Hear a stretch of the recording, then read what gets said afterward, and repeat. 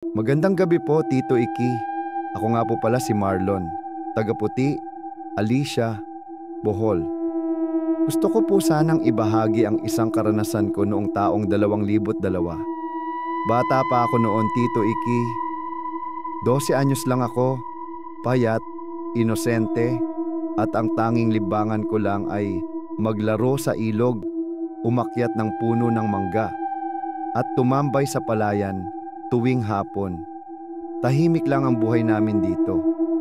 Wala pang masyadong kuryente noon sa mga gilid ng bundok, kaya sanay kami sa dilim at sa mga kwento ng matatanda tungkol sa mga engkanto, kapre, tikbalang at aswang.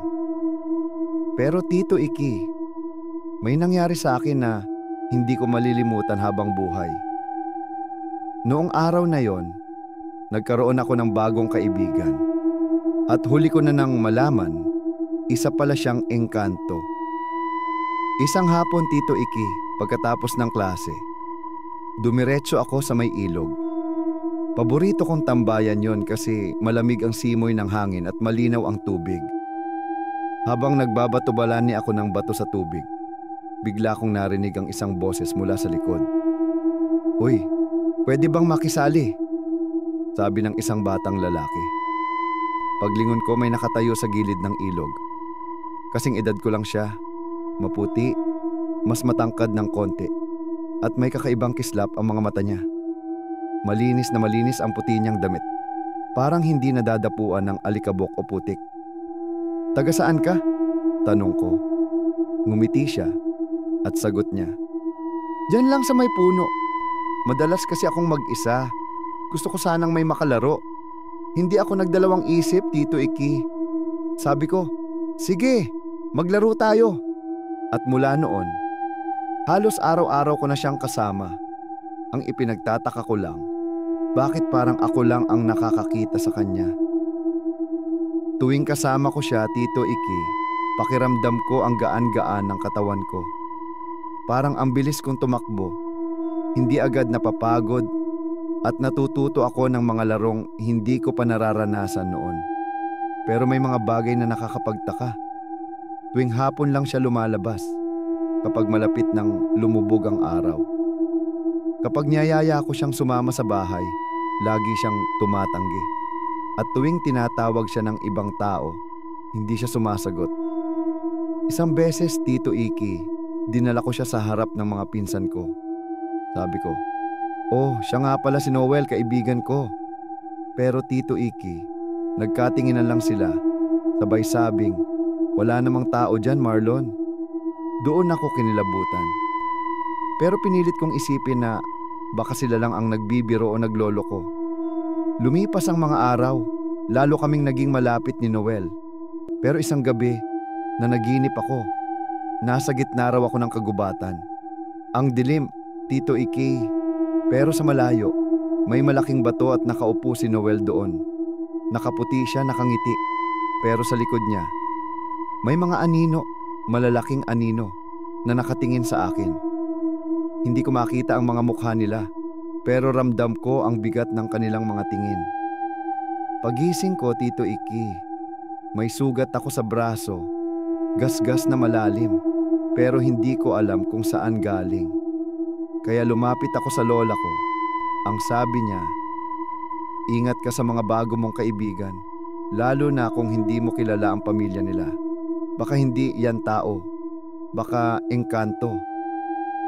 Simula noon, nagsimulang pumasok sa isip ko, baka nga may kakaiba kay Noel.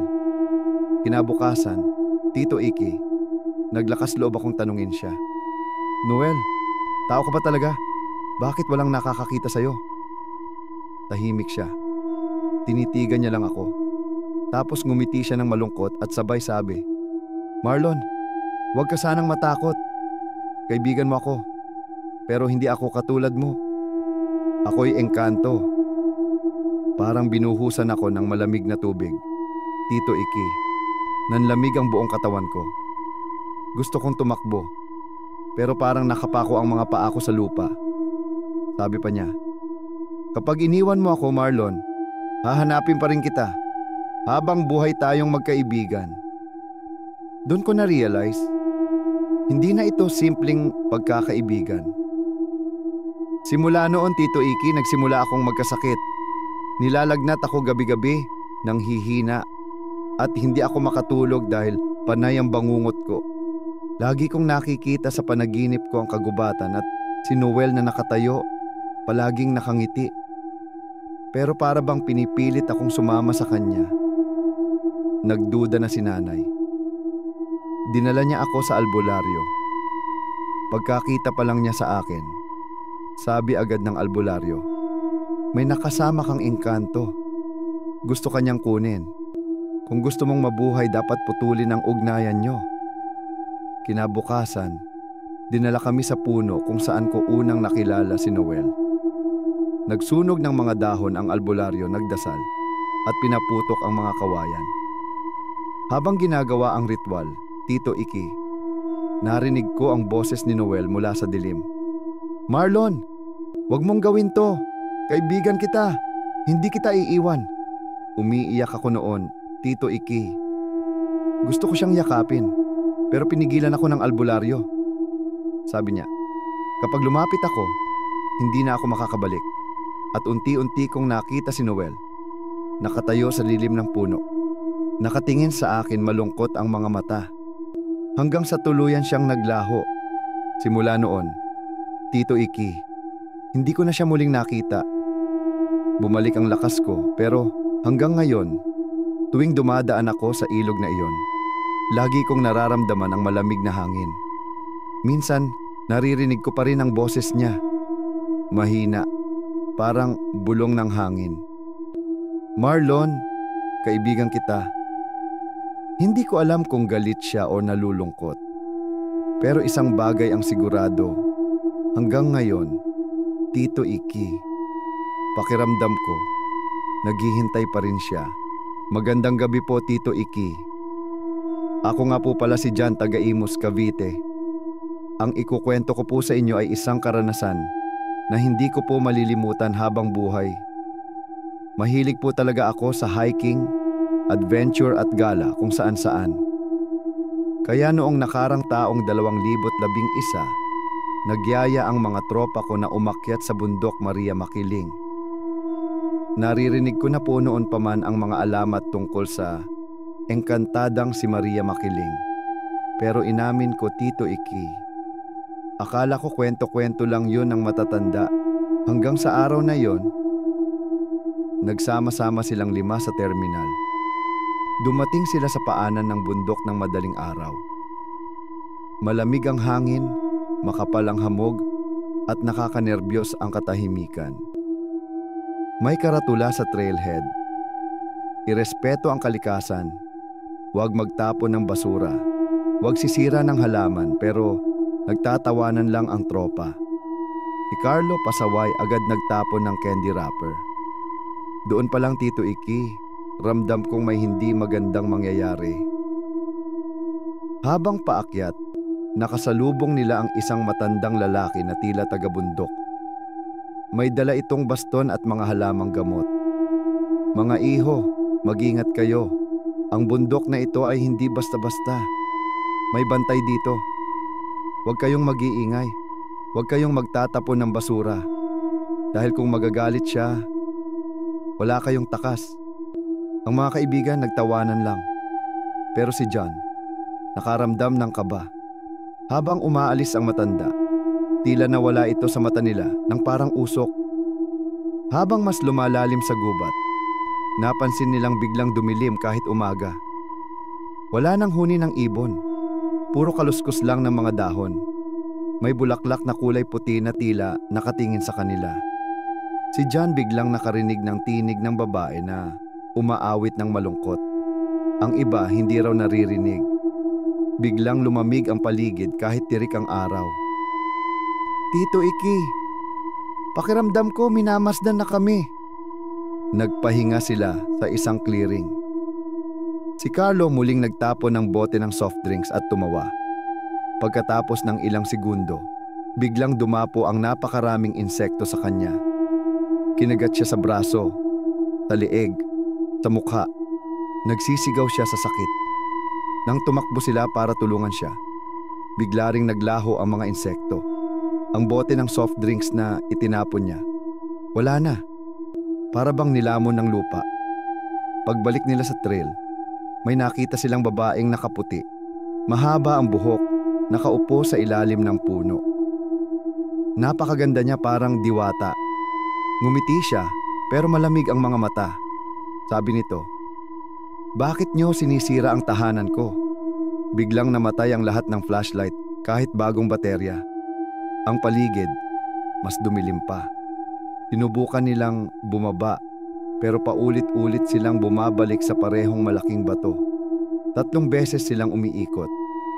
Naririnig nila ang mga bulong. Walang makakababa hanggat hindi nyo binabayaran ang kasalanan. Isa-isa nang nagsimulang matakot ang grupo. Si Carlo nanginginig na, pero huli na ang lahat. Biglang nawala si Carlo. Naririnig nila ang sigaw niya sa malayo. "Tulungan niyo ako!" Tumakbo sila, pero parang palayo ng palayo ang tinig. May nakita silang bakas ng paa sa lupa. Habang sinusundan, ang bakas ng paa ay naging bakas ng hayop. Matutulis, malalalim. Hanggang sa huli, isang malakas na sigaw at katahimikan. Si Carlo, hindi na muling lumitaw. Naiwan silang 4. Walang magawa kundi lumuhod at magdasal. Humingi sila ng tawad. Nagdasal ng Ama namin. May isa sa kanila na may dalang kandila. Sinindihan ito at inilagay sa lupa. Biglang lumitaw ulit ang babaeng nakaputi. Sabi niya, "Hindi ko kayo paparusahan kung tunay ang pagsisisi. Pero ang isang kasama nyo, siya'y naparusahan na." Pagkatapos noon, naglaho siyang parang usok. Kinabukasan, biglang lumiwanag ang paligid. Nakita nila ang tamang trail pababa. Nang bumaba sila, nakita nilang muli ang matandang lalaki. Nakangiti ito at nagsabi, "Buti at nakinig kayo. Pero tandaan nyo, hindi lahat ng nakapasok, nakakalabas." Nagkatinginan silang magkakaibigan. Wala nang masabi. Si Carlo, hindi na muling nakita. Tito Iki, hanggang ngayon, hindi pa rin ako makapaniwala. Bago ako umuwi, nagdasal ako sa paanan ng bundok at humingi ng tawad kay Maria Makiling. Hindi ko alam kung buhay pa si Carlo o baka tuluyan na siyang kinuha ng engkantada. Kaya po, mula noon lagi kong sinasabi, kapag umakyat ka sa bundok, lalo na sa bundok Maria Makiling, huwag kang magtatapon ng basura, huwag kang sisira ng kalikasan. Dahil may bantay ang bundok. At kapag nagalit si Maria Makiling, parurusahan ka